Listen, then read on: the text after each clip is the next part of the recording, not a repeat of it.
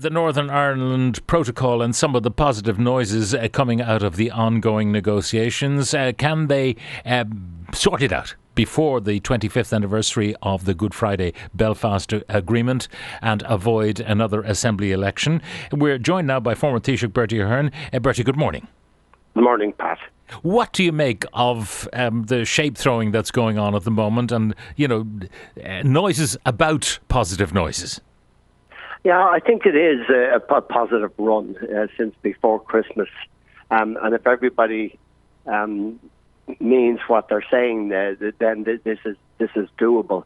I think, in fairness to the European Union, they've been sitting around for 15 months since October of 21, waiting to get real engagement with the UK government. Everyone knows the difficulties and the problems, but unfortunately, Marcus Kovic could not get the kind of dialogue that he wanted with the. In fact, he got no dialogue at all since last February.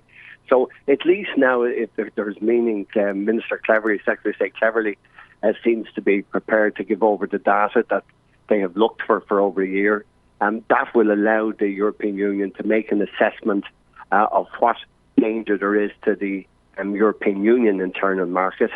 I think we all understand what the DUP's problem is, that is the UK internal market.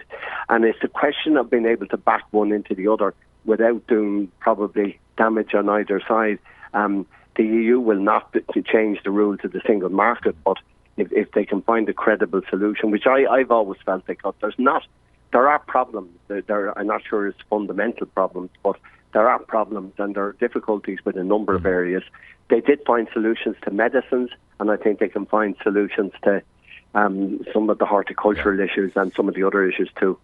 Now, I was listening to various representatives of the DUP and they seem to be saying that their 7 tests will still have to apply. Now, I'll read out for our listeners who may not be familiar with the 7 tests. This was back in July they listed these. Fulfil Article 6 of the Act of Union. Or I'll come back to that in a moment. Avoid any diversion of trade. Do not constitute a border in the Irish Sea. Give the people of Northern Ireland a say in making the laws which govern them. Result in no checks on goods going from Northern Ireland to GB or from GB to Northern Ireland and remaining in Northern Ireland. Ensure no new regulatory borders develop between Northern Ireland and the rest of the UK. Preserve the letter and spirit of the Northern Ireland's constitutional guarantee in the Belfast Agreement by requiring consent from a majority of its citizens for any diminution of its status as part of the UK. Now, if they're serious about those 7, there will be no deal. Certainly not from the DUP's point of view. I think if I was dealing with that file today, Pat, what I would do, I would give a comprehensive reply to all 7 issues. They're entitled to that. But some of those issues, like the Act of Union, has been amended several times. So if we're going to go back and rerun the Act of Union, which bit of it are we going to rerun? Yeah. So well, let me read for our listeners Article 6 of the Act of Union. Now, this is going back to the year 1800. This is where the DUP are going. And it reads, the subjects of Great Britain and Ireland shall be on the same footing in respect of trade and navigation, and in all treaties with foreign powers, the subjects of Ireland shall have the same privileges as a British subject. But the first bit is the one. Shall be on the same footing in respect of trade and navigation. This is the bit that they think is, the ace up their sleeves. Yeah, well, I don't necessarily agree, Pat. I think, listen, the Act of Union, time has moved on like a few hundred years, and I think there are explanations to be given of how things have moved since, and I don't think that's going to be the breaking point. But there is an issue. I mean, this is the issue. I've talked to many people in DUP over the last number of years, and their issue is this, for your listeners, to make it simple. They totally object to an item coming from Manchester into Belfast to be treated as if it's coming from one country to another, because Northern Ireland today is still part of the United Kingdom.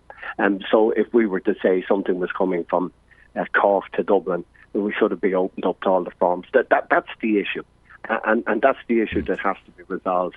The EU's position, to make it simple, is that because Northern Ireland is still going to be in the single market, which they have the privileged position that there should be then you have to have checks. So there is the two sides that have to be boxed off. Now, So are you saying that because already under the deal that was done post-Brexit, that Northern Ireland is in a privileged position with access to the single market, that therefore already Article 6 is null and void, because clearly Northern Ireland is being treated in a more favourable way than Scotland, England and Wales in regard to the single market? Well, that's the point. I think it must be 3 or 4 years ago I pointed this out for the first time at a meeting in the North. And, Northern Ireland can end up in this, and this is what I want to see them end up at. Northern Ireland will end up is that they will have the cross-border trade with the Republic. They will be part of the UK internal market. I think they're part of the UK, so they should be. And they'll be part of the single market. I mean, the three-card trick rarely comes up, but it can for Northern Ireland. Yeah. And, so now the other issues on that list, Matt, I think, a number of them, they can be answered either comprehensively or they can be explained.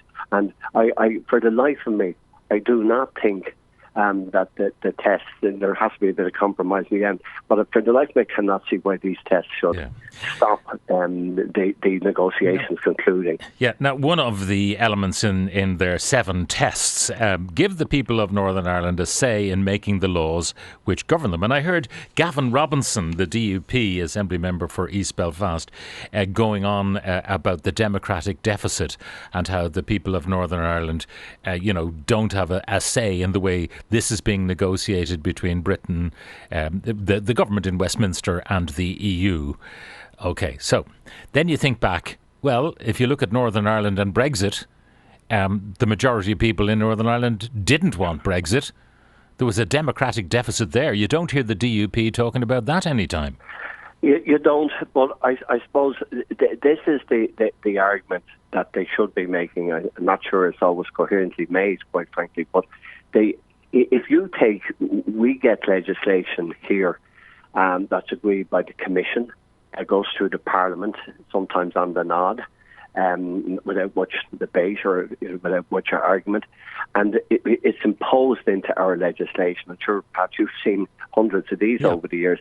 So what happens nowadays is here that there's a European Union scrutiny committee in Leinster House that sole obligation is to go through these directives and give their opinions on them. Now, I think it should be possible that within the Assembly in the North that they have a similar type of committee that can look at this legislation. So I think that is the solution to that one. OK, so for the DUP, first of all, do you believe that these 7 tests are just a way of perhaps ultimately precipitating a new Assembly election because they didn't like the result of the last one?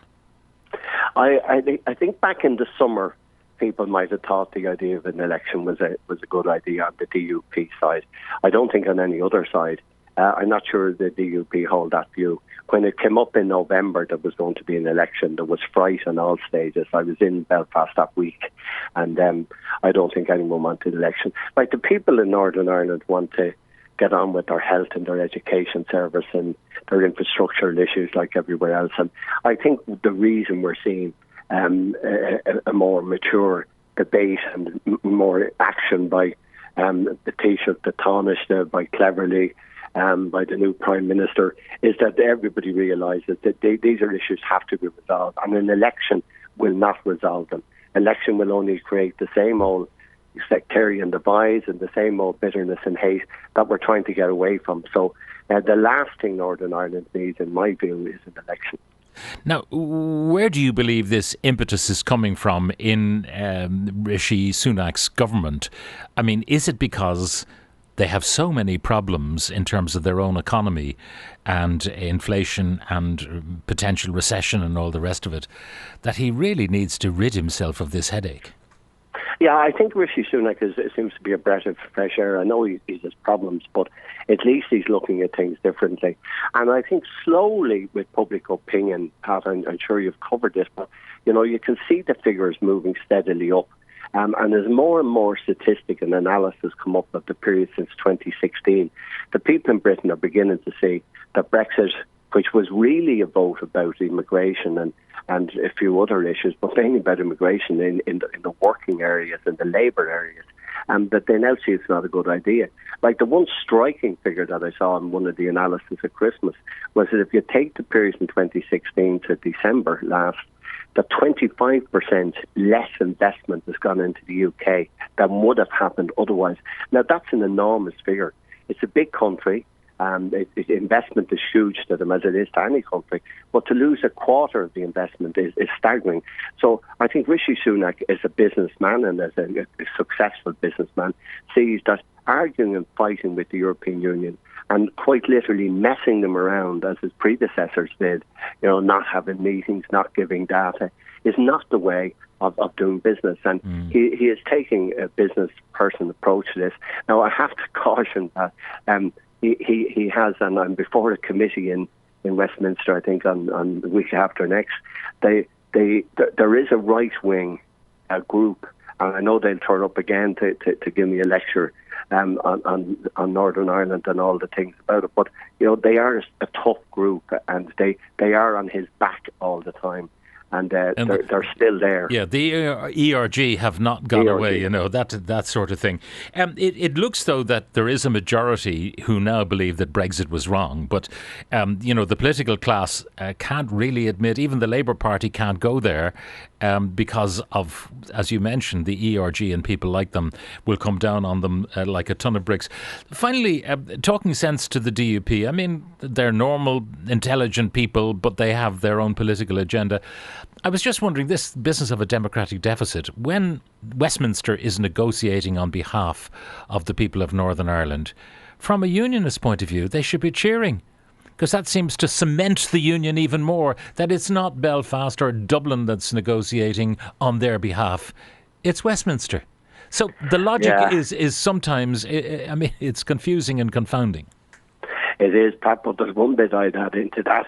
If I was in the British government, and I'd say this to them again in 10 days' time when I have an opportunity to talk to the Parliamentary Committee, they should use some of the Northern Ireland officials in those negotiations.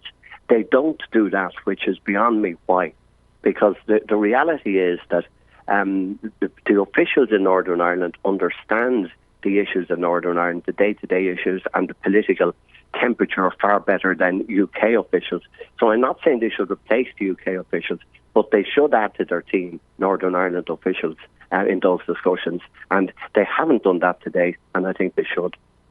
Bertie Ahern, former Taoiseach, thank you very much for joining us on the programme this morning.